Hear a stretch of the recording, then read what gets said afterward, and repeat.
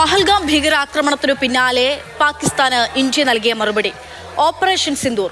Operation Sindoor നടപ്പാക്കും മുൻപേ പ്രധാനമന്ത്രി നരേന്ദ്രമോദി പറഞ്ഞത് ഒരു സാധാരണക്കാരനെ പോലും ഒന്നും ചെയ്യാതെ നമ്മൾ നടത്താൻ പോകുന്ന പാകിസ്ഥാനെതിരായിട്ടുള്ള ആക്രമണം എന്നല്ല, ഭീകരരുടെ വീട്ടിൽ ചെന്ന് ഭീകരർ എവിടെ ഒളിച്ചാലോ അവിടെ ചെന്ന് ഇന്ത്യ പകരം ചോദിക്കുമെന്നുള്ളതായിരുന്നു പറഞ്ഞത്. അങ്ങനെ ഇന്ത്യ നടത്തിയ ആക്രമണത്തിന് ശേഷം 100 ഭീകരർ കൊല്ലപ്പെട്ടു എന്നുള്ളതാണ് ആദ്യഘട്ടത്തിൽ തന്നെ കേന്ദ്രം വ്യക്തമാക്കിയിട്ടുള്ള കാര്യം. ആ 100 ഭീകരരിൽ 5 കൊടും ഭീകരർ ഉൾപ്പെട്ടു എന്നുള്ള കാര്യത്തിൽ അവരുടെ പേര് സഹിതം അവരുടെ പ്രവർത്തനം സഹിതമുള്ള വിവരങ്ങൾ കൂടി നമുക്കിതാ ഈ നിമിഷം ലഭ്യമാവുകയാണ്. നോക്കൂ, ആ കൊടും ഭീകരർ 5 പേർ ആരൊക്കെ നോക്കുമ്പോൾ പ്രധാനികളിൽ ഒന്ന് മുദാസർ ഖാദിയാൻ ഖാസ്, അബു ജുന്ദാൽ എന്ന് വിളിപ്പേരുള്ള മുദാസർ ഖാദിയാൻ ഖാസ് ലഷ്കർ എ തോയ്ബയുടെ പ്രധാനപ്പെട്ട ഭീകരരിൽ ഒരാളാണ്. ലഷ്കർ എ തോയ്ബയുടെ പ്രവർത്തനങ്ങളൊക്കെ ഏകോപിപ്പിക്കുന്നതിൽ പ്രധാനി.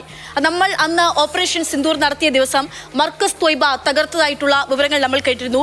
ലഷ്കർ എ തോയ്ബയുടെ ഹെഡ്ക്വാർട്ടേഴ്സ് ആണ് മർക്കസ് തോയ്ബ.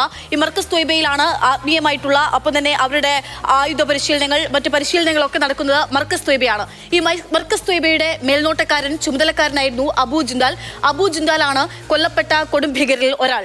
മാത്രമല്ല, നമ്മുടെ സൈന്യം തന്നെ, നമ്മുടെ കേന്ദ്ര വക്താക്കൾ തന്നെ കഴിഞ്ഞ ദിവസം നോക്കൂ, കൊല്ലപ്പെട്ട ഭീകരരുമായിട്ട് ഒരു ബന്ധവും പാകിസ്ഥാൻ ഇല്ലെങ്കിൽ എന്തിനാണ് അവിടുത്തെ ഈ ഭീകരരുടെ സംസ്കാര ചടങ്ങിൽ അവിടുത്തെ സൈനികർ ഉൾപ്പെടെ പങ്കെടുത്തതെന്നുള്ള ചോദ്യം ഉന്നയിച്ചിരുന്നു. അവരുടെ സംസ്കാര ചടങ്ങിൽ പാക് സൈന്യത്തിന്റെ ആദരമുണ്ടായിരുന്നു. പാക് സൈനികർ ഒപ്പം തന്നെ പാക് പോലീസ് ഉദ്യോഗസ്ഥർ ഉൾപ്പെടെയുള്ള ആളുകൾ അബു ജുന്ദാലിന്റെ ഈ സംസ്കാര ചടങ്ങിൽ പങ്കാളികളായിരുന്നു. ഇനി അടുത്തയാൾ ജെയ്ഷെ മുഹമ്മദ് ഭീകരനായിട്ടുള്ള ഹാഫിസ് മുഹമ്മദ് ജമീലാണ് ഓപ്പറേഷൻ സിന്ദൂർ വഴി കൊല്ലപ്പെട്ടിരിക്കുന്നത്. ഹാഫിസ് മുഹമ്മദ് ജമീൽ എന്ന് പറയുന്നത് ജെയ്ഷെ മുഹമ്മദിന്റെ തന്നെ സ്ഥാപകനായിട്ടുള്ള മസൂദ് അസറിന്റെ സഹോദരി ഭർത്താവാണ്.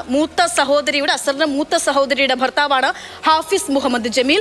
മർക്കസ് സുബാൻ, ഓപ്പറേഷൻ സിന്ദൂർ വഴി ഇന്ത്യ തകർത്ത ജെയ്ഷെ മുഹമ്മദിന്റെ ഹെഡ്ക്വാർട്ടേഴ്സ് ആയിട്ടുള്ള മർക്കസ് സുബാൻ അല്ലാഹ് എന്നാണ് പൂർണ്ണനാമം. ഇതിന്റെ ചുമതലക്കാരൻ കൂടിയായിരുന്നു ഹാഫിസ് മുഹമ്മദ് ജമീൽ. ഹാഫിസ് മുഹമ്മദ് ജമീലിന്റെ നേതൃത്വത്തിലാണ് അവിടെ പരിശീലനവും മറ്റു കാര്യങ്ങളൊക്കെ നടന്നു പോന്നിരുന്നത്.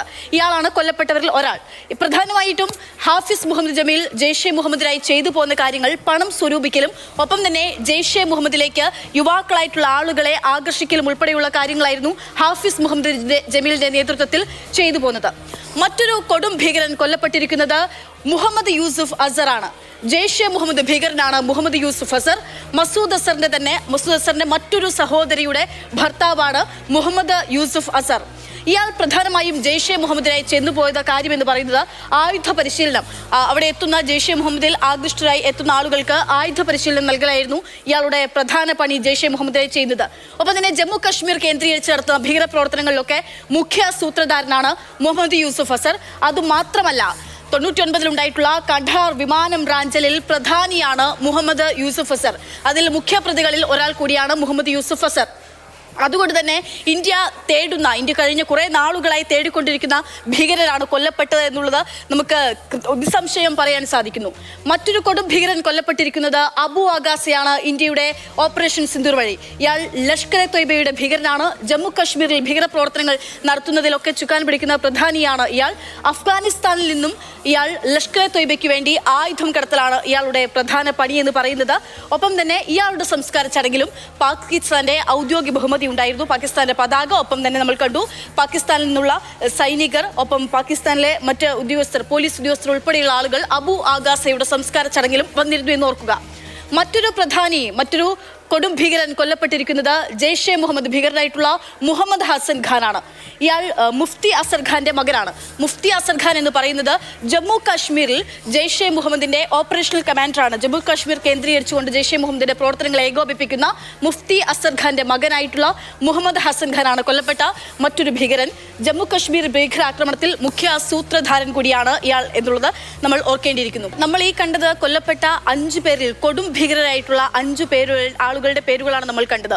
ഇന്ത്യ കാലങ്ങളായി ഇന്ത്യയിൽ ഭീകരാക്രമണങ്ങൾ, ഭീകരപ്രവർത്തനങ്ങൾ ഇന്ത്യക്ക് നേരെ നടത്തിപ്പോന്ന ലഷ്കർ എ തോയ്ബയാണ് പ്രധാനമായും ഈ തരത്തിൽ ഇന്ത്യ ആക്രമിച്ചിട്ടുള്ളത്. ഒപ്പം തന്നെ ജെയ്ഷെ മുഹമ്മദും.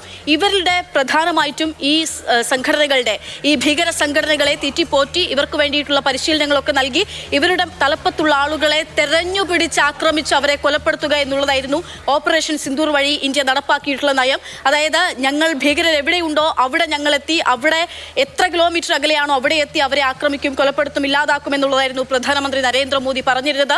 ആ തരത്തിലാണ് ഓപ്പറേഷൻ സിന്ദൂർ നടപ്പാക്കിയതെന്ന് ഈ പേരുകൾ കൂടി പുറത്തു വരുമ്പോൾ നമുക്ക് കൃത്യമായും വ്യക്തമാവുകയാണ്.